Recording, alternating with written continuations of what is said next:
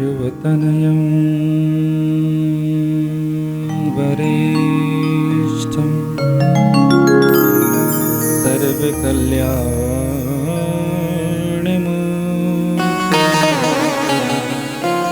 परशकमलहस्तं शोभितं मोदते।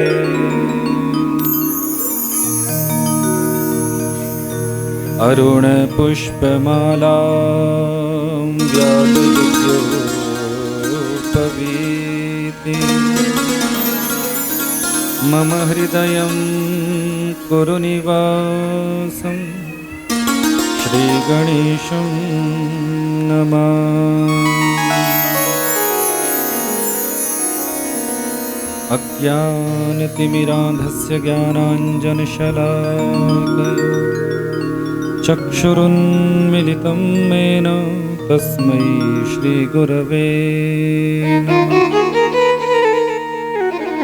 राधा भक्तिर्हरिर्ज्ञानं ताभ्यां या च समन्विता तां श्रीभागवती गाथां वन्दे युगलरूपिणीम्।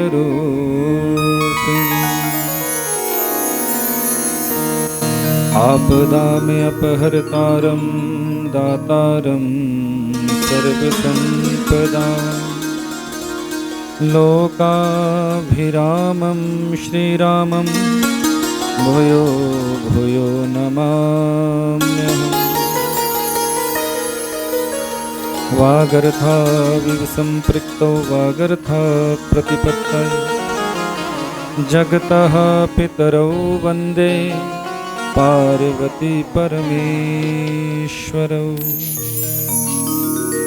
अतुलितबलधामं हेमशैलावदेहं धनुजवनकृशानं ज्ञानिनामग्रगण्यं सकलगुणनिधानं वानराणामधीशं रघुपतिप्रियभक्तं वातजातं नमामि।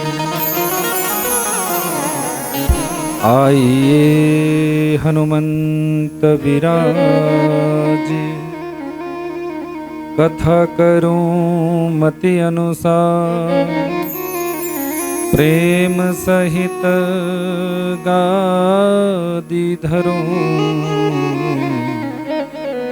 विराजिए पवन कुमार विराजिए पवन कुमार।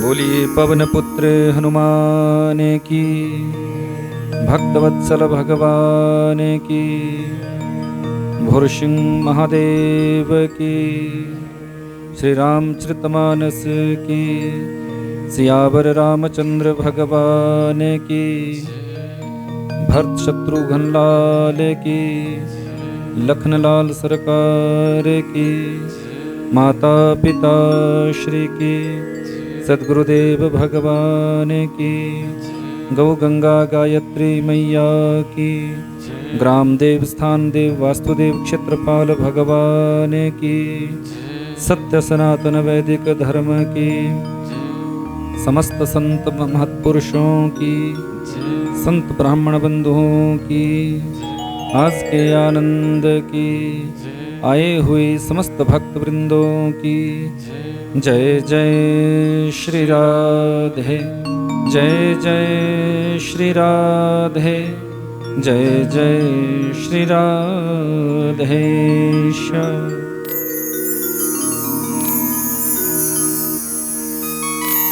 परम मंगल में परात्पर अखिलेश्वर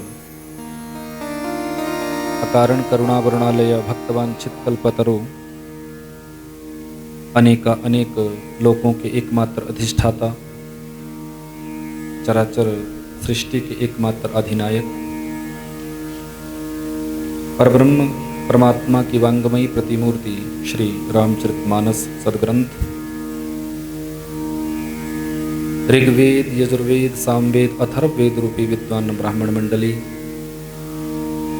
बृहस्पतिवत यज्ञाचार्य जी, सरस्वती जी की विशेष कृपा दृष्टि को लिए हुए मेरे समस्त संगीताचार्य,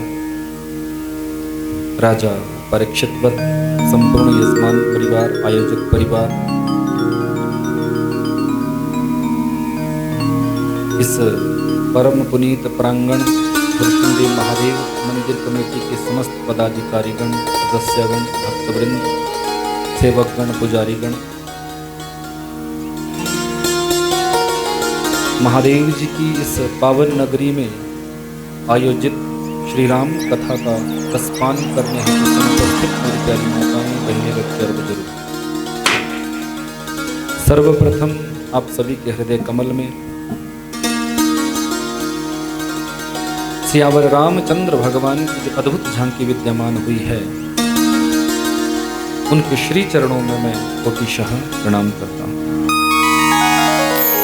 बोली सियावर रामचंद्र भगवान की, भक्तवत्सल भगवान की, नंदनंदन सरकार की, भुरसिंह महादेव की।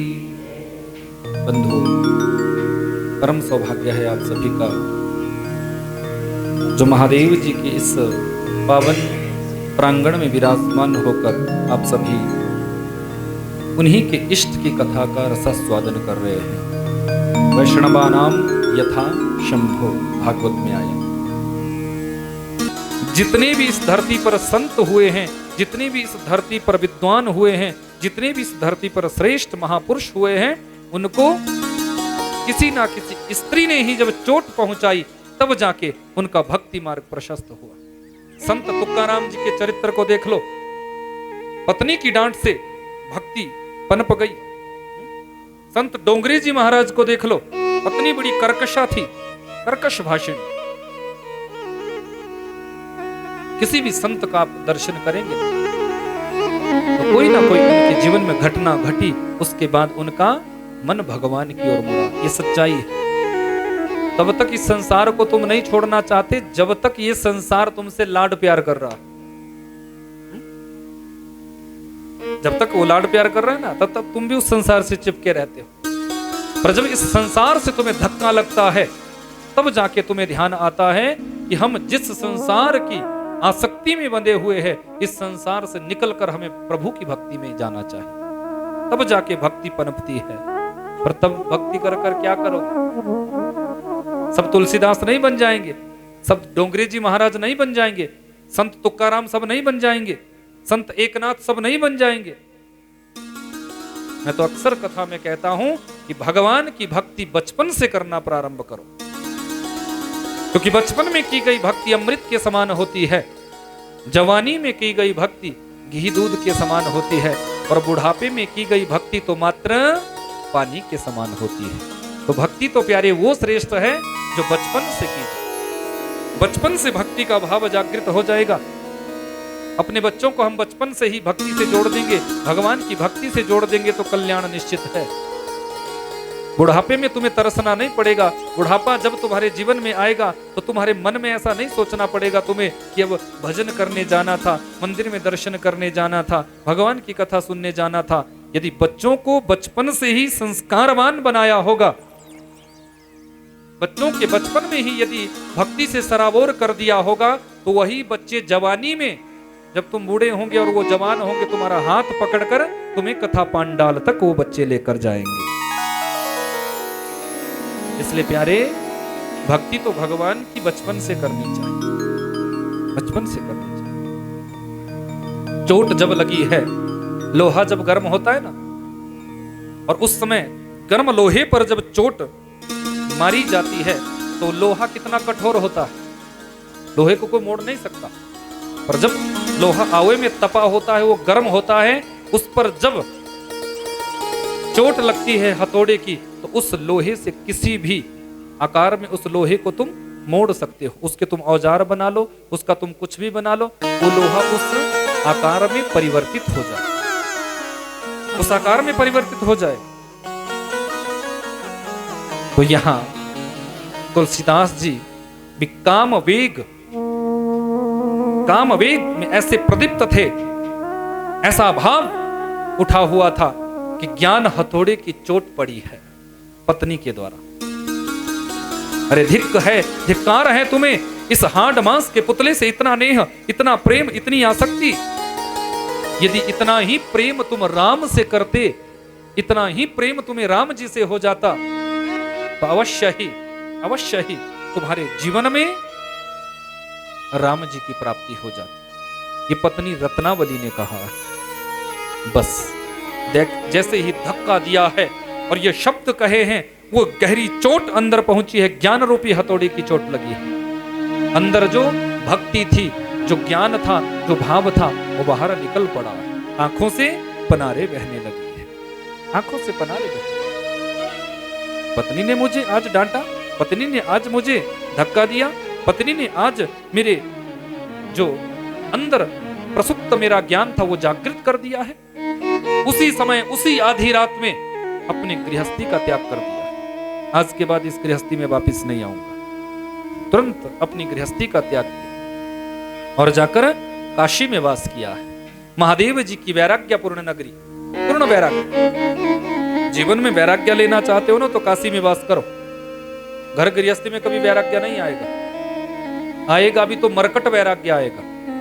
पूर्ण वैराग्य तो हमें काशी में ही मिल सकता है, क्योंकि मेरे भूत भावन भूतेश्वर भोलेनाथ की नगरी है, वो शमशान भूमि है। कौन सी भूमि? शमशान। शमशान में पूर्ण वैराग्य होता है, पूर्ण वैराग्य। कभी आप जीवन में देखना, जब आप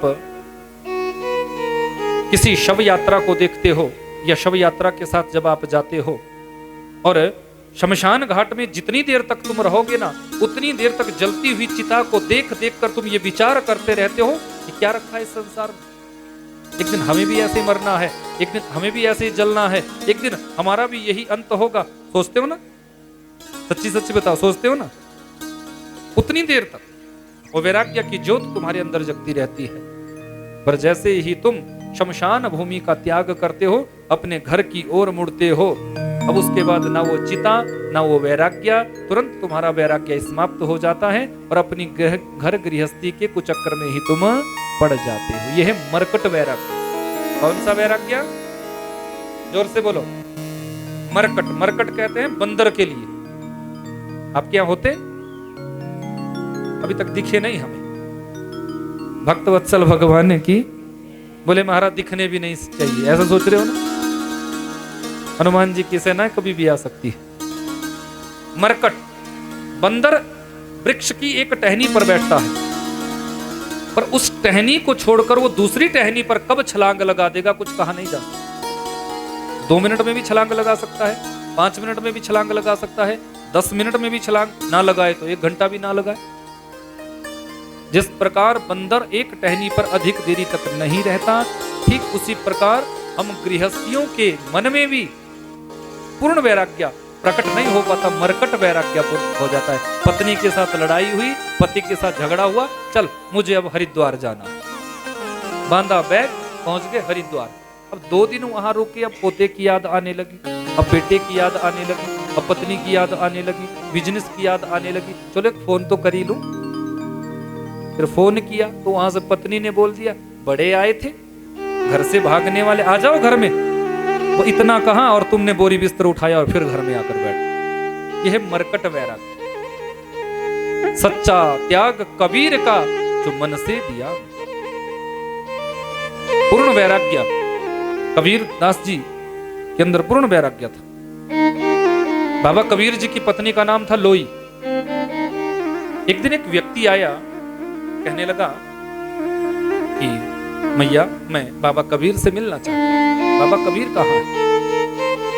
तो लोई ने कहा, बेटा इस समय वो शव यात्रा में गए हुए हैं, इसी की अंतिम यात्रा निकली हुई है और बाबा कबीर उस यात्रा में निकले हुए हैं, उसी यात्रा में। पर मैं तो कभी उनसे मिला नहीं, मैं तो कभी उनसे मिला नहीं, पहली बार उनका दर्शन करूंगा, पहली बार उनसे मिलूंगा, फिर मैं कैसे पहचानूंगा कि यही कबीर है? अब शमशान घाट में तो बहुत से लोग आए होते हैं, अब उनमें मैं कैसे पहचानूंगा? तो लोई ने कहा कि जाना, शमशान घाट पर जितने भी लोग बैठे होंगे उनके बीच में जहां भी मेरे पति कबीर होंगे, उनकी शीश पर एक अद्भुत ज्योति तुम्हें दिखाई देगी, एक ज्योत तुम्हें दिखाई देगी। जिसके शीश पर जलती हुई ज्योति तुम्हें दिखाई दे, समझ जाना वही मेरे पति कबीर है और उनसे जाकर मिल ले।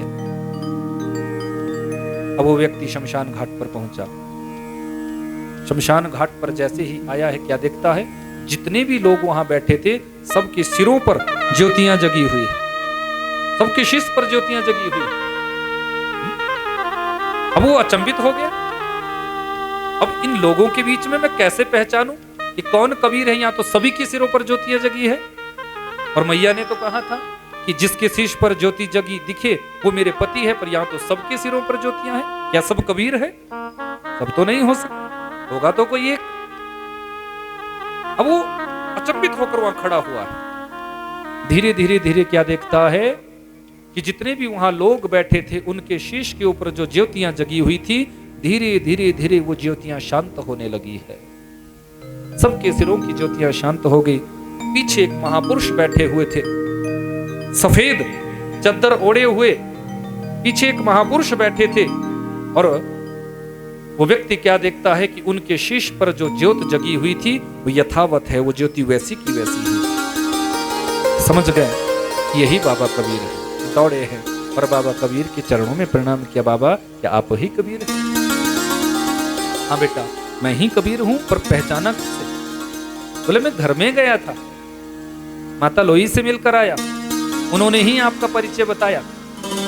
पर मैं आपसे एक बात जानना चाहता हूं कि उन्होंने मुझसे कहा था कि मेरे पति के शीश पर एक ज्योति तुम्हें जगी हुई दिखाई देगी। वो मेरे पतिदेव हैं जिनके शीश पर तुम्हें एक ज्योत दिखाई दे, ज्योत का दर्शन हो जाए। पर बाबा, मैं जब इस भूमि पर आया तो मैंने देखा यहाँ जितने भी लोग बैठे हुए थे सबके शीश पर ज्योतियां जगी हुई थी। और मुझे आश्चर्य हो गया। मैं समझने लगा कि पहचान कैसे करूं, कौन इनमें बाबा कबीर हैं, कैसे इस बात का निर्णय करूं।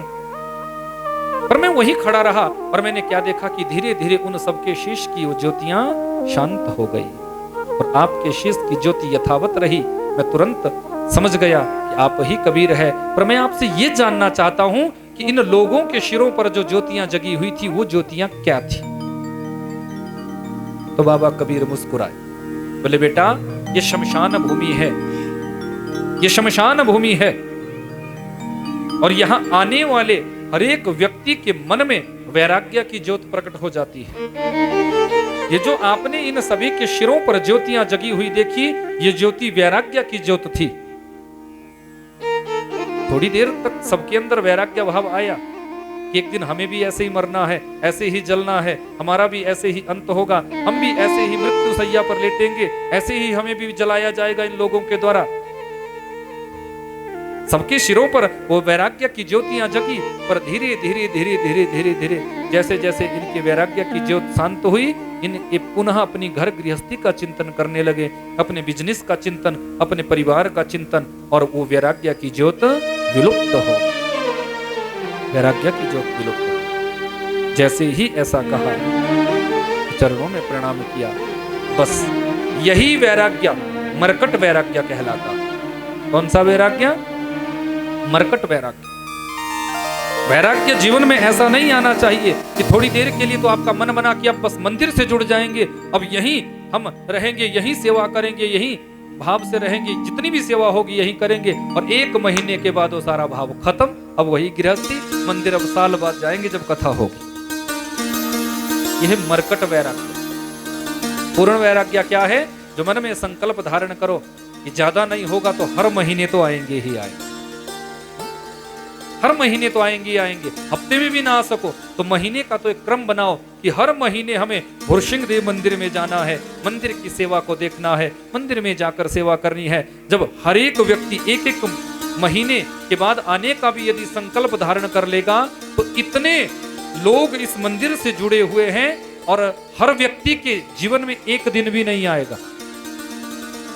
1 महीने में भी एक व्यक्ति, यदि एक परिवार भी ऐसा सोचेगा ना कि इस महीने मैंने जाना है, तो 1-1 महीने में अगर वो दिन लगाए जाए तो पूरे 30 दिन में रोज एक परिवार के जीवन में एक दिन आएगा, बड़ी मुश्किल से, और रोज यहाँ आप सेवा कर सकते हैं। रोज सेवा हो जाएगी, किसी ना किसी परिवार के द्वारा सेवा होगी, किसी परिवार से यहाँ आपकी भेंट दर्शन मेला हो जाएगा। भक्तवत्सल भगवान की, उमापति महादेव की जुड़ना चाहिए पूर्ण भाव के साथ, पूर्ण वैराग्य के साथ। पत्नी के द्वारा चोट लगी है तो काशी में वास किया, वैराग्य की धरती है, वैराग्य भाव की जागृति हुई। काशी तीर्थ है, काशी पवित्र स्थल है, वैराग्य की भूमि है। इसलिए शौच क्रिया करने के लिए तुलसीदास जी काशी से बाहर जाते हैं, बाहर जाते हैं कि शौच क्रिया कर बचे जो नीरा, शौच क्रिया कर बचे जो नीरा, शौच क्रिया कर बचे जो नीरा, शौच क्रिया कर बचे जो नीरा, शौच क्रिया कर बचे जो नीरा, शौच क्रिया कर बचे जो नीरा, बदरी तरु डारे मति धीरा, बदरी करुणा रे मति धीरा, बदरी तरु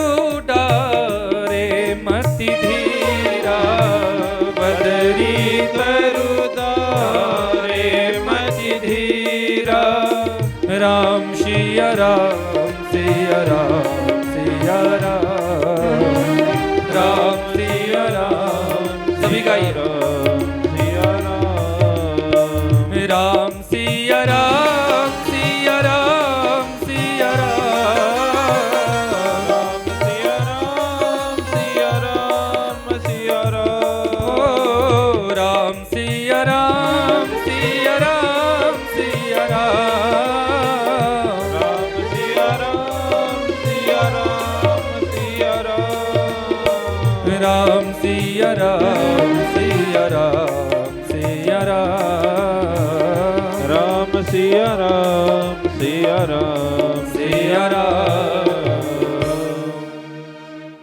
ये पूर्ण काशी की नगरी तीर्थ क्षेत्र है, इसलिए ऐसा मनोभाव आता है तो काशी से बाहर जाकर शौच करते हैं, काशी से बाहर जाकर, काशी क्षेत्र में नहीं करते। शौच क्रिया पहले तो खुले में ही होती, टॉयलेट वगैरह तो अब घर घर में बने हैं, हर घर में व्यवस्था बनी है, पहले तो लोग खुले में ही जाते थे। तुलसीदास जी भी शौच क्रिया करने के लिए बाहर जाते हैं, और पहले देखा था ना, लोग बर्तन लेकर, निचले प्रांतों में तो लोटा एक होता था स्पेशल, उस लोटे को लेकर लोग बाहर जाते थे।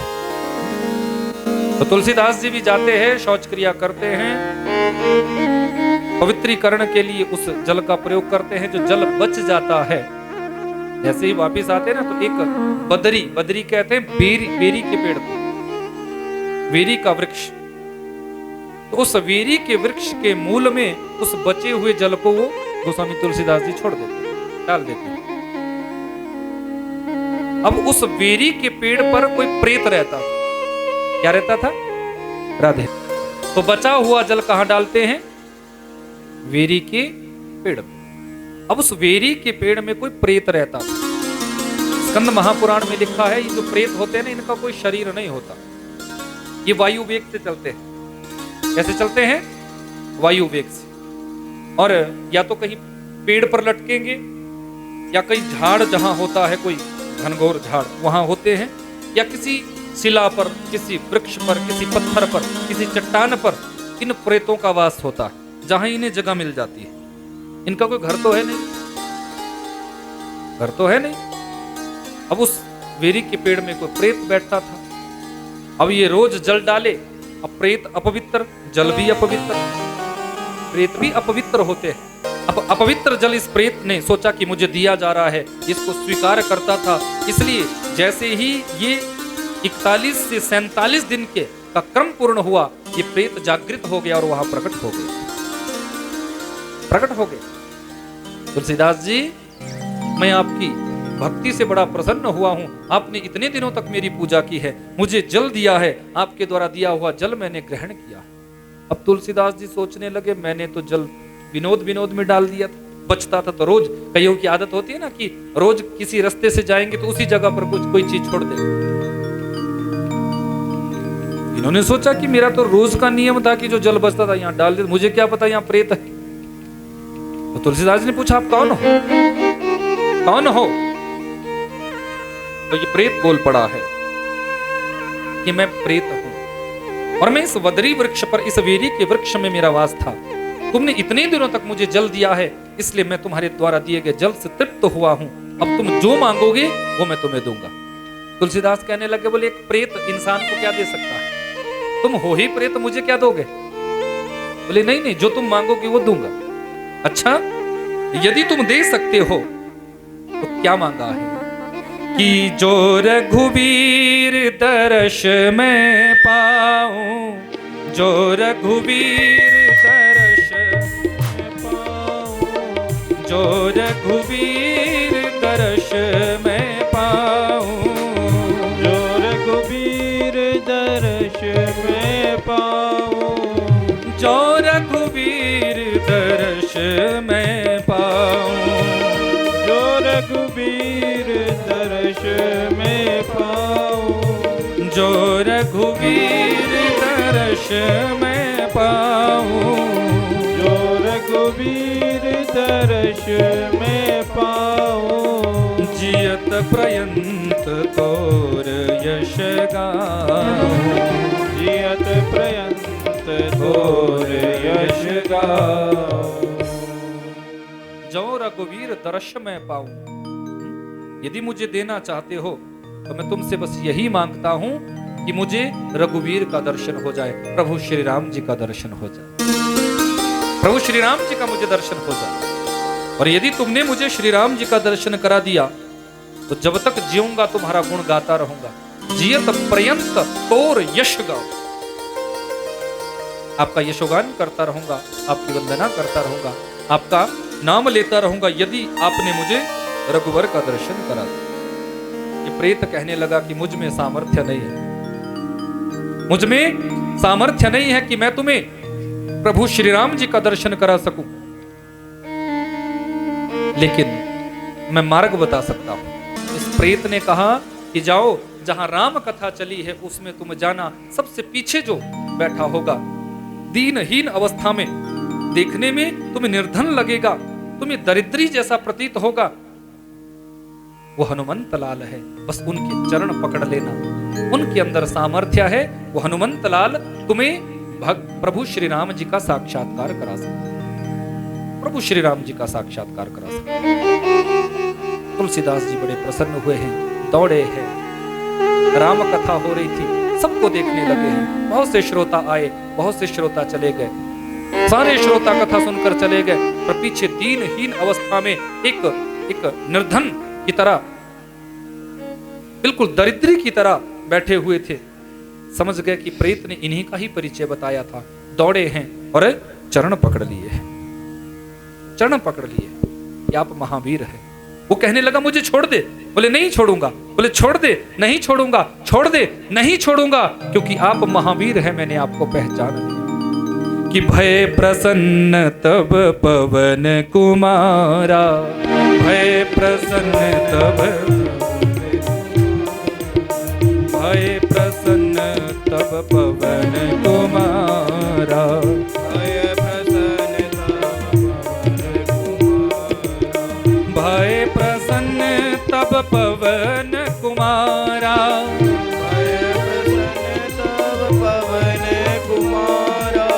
भय प्रसन्न तब पवन कुमारा,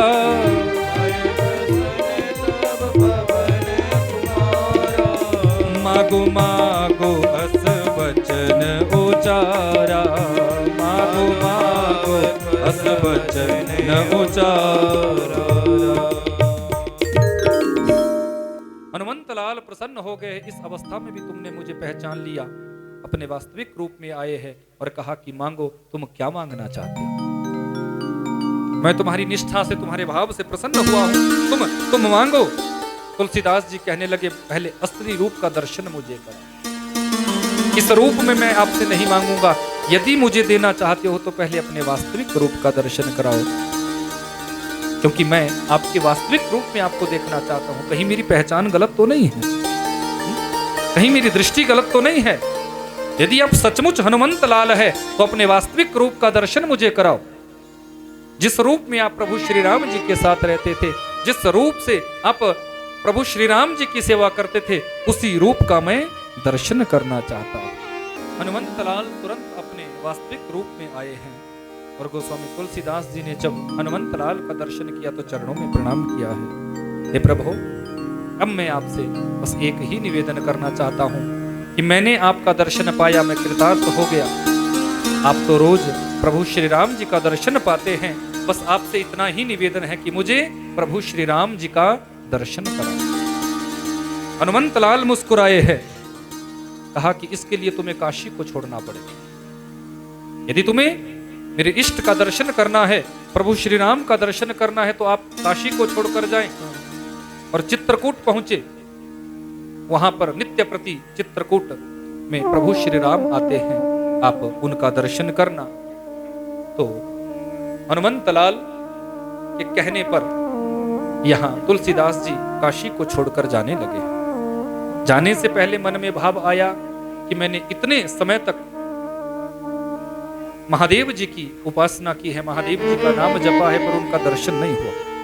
अंतिम बार एक बार उनका दर्शन करके आऊं। मंदिर में गए हैं, दर्शन किया, बार बार निवेदन करने लगे हैं कि अपने वास्तविक रूप का मुझे दर्शन कराओ, वास्तविक रूप का दर्शन कराओ, पर उन्हें दर्शन नहीं हुआ। बस मन में भाव आ गया कि अब मुझे काशी में नहीं रहना, तुरंत काशी का त्याग किया। जैसे ही जाने लगे हैं, मार्ग में एक वृद्ध ब्राह्मण मिले हैं। उन्होंने कहा कि तुलसीदास कहाँ जा रहे हो?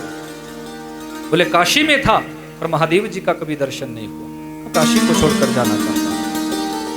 मेरे बार बार याचना करने पर भी, बार बार प्रार्थना करने पर भी उनका दर्शन मुझे नहीं हुआ, इसलिए मैं काशी को छोड़कर जाना चाहता हूं। महादेव जी कहने लगे, जो वृद्ध ब्राह्मण के रूप में आए थे, कि हे तुलसीदास, तुम मेरे चरणों में प्रणाम करो, क्योंकि मैं ही महादेव हूं। मैं अपने भक्तों को कभी निराश नहीं करता। जैसे ही तुलसीदास जी ने प्रणाम किया है, तुरंत उस ब्राह्मण वेशधारी ने तुरंत भूत भावन भूतेश्वर भोलेनाथ का स्वरूप धारण कर लिया। उमापति महादेव की के काशी छाड़ी अनंत मति जाहू, इतते गए तोर निवास। काशी को छोड़कर तुम जा रहे हो? बोले हाँ। क्यों जा रहे हो? बोले राम जी का दर्शन पाना। भोलेनाथ कहने लगे, मैं भी तुम्हें यही बताने के लिए आया था कि तुम तो नाराज होकर चल पड़े थे कि तुम्हें मेरा दर्शन नहीं हुआ। अंत में मैं तुम्हें अपने दर्शन कराने के लिए यहाँ प्रकट हुआ, और जो हनुमंत लाल ने कहा वो मेरा ही रूप है। मैंने ही तुम्हें हनुमंत लाल की वाणी में कहा था, तुम यहाँ से चित्रकूट जाओ, और देखना चित्रकूट में जब तुम जाओगे अवश्य ही तुम्हें मेरे प्रभु का दर्शन हो जाएगा। जिन प्रभु श्री राम जी की माला में जपता रहता हूं, जिस प्रभु श्री राम जी की माला में जपता रहता हूं, उन प्रभु की दर्शन आपको हो जाएंगे। आप यहां से जाओ। तुलसीदास जी कहने लगे, क्या सचमुच आप ही उनका नाम जपते हैं? बोले हाँ। मैं प्रत्येक शमशान घाट पर आए हुए मुर्दे का दर्शन करता हूं, और प्रत्येक मुर्दे की भस्मी को अपने शरीर पर लपेटता हूं। क्यों? समसानिश्व क्रीड़ा समहर पिशाचा सहचा।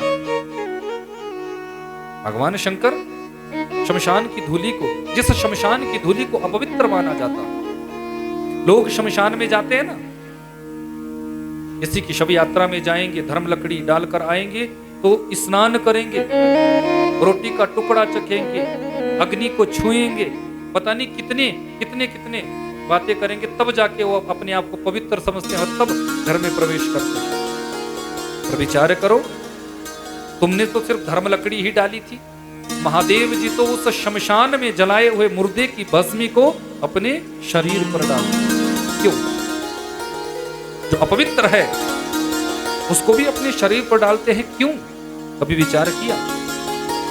महादेव कहते हैं कि भले ही ये पापी था, भले ही ये बुरा था, भले ही अपने जीवन में कभी इसने मेरा नाम नहीं जपा, पर जब ये मरा, मरने के बाद चारों ओर जिसने अर्थी को उठाया हुआ था वो भी, और जो आसपास लोग चले हुए थे वो क्या कहते हैं? राम नाम सत्य।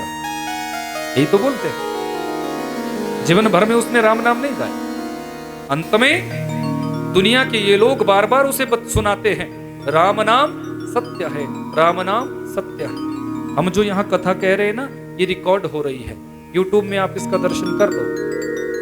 तो जैसे हमारे द्वारा कही गई कथा यहाँ रिकॉर्डिंग हो जाती है और बाद में भी आप उसको सुन सकते हो, ठीक इसी प्रकार उस मुर्दे के चारों ओर जब राम नाम गाया जाता है तो उस मुर्दे के पूरे अंग अंग में, पूरे रोम रोम में भी राम नाम समाहित हो जाता है। और मेरे बाबा विश्वनाथ कहते हैं कि भले ही इसने जीवन भर में राम नाम नहीं लिया हो, पर अंतिम समय में इतने लोगों ने इसके चारों ओर राम नाम गाया है, इसके कण कण में राम नाम बैठा हुआ है। इसलिए बाबा दोनों हाथों से उसे स्वीकार करते हैं और उस मुर्दे को जलाने के बाद जो उसकी राख बनती है, जो उसकी भस्मी बनती है, उस भाव में बाबा विश्वनाथ उस भस्मी को अपने शरीर से लपेट लेते हैं कि इस भस्मी के एक कण कण में राम नाम बसा हुआ है। बस इसी भाव से बाबा उसको अपने शरीर पर धारण कर लेते हैं।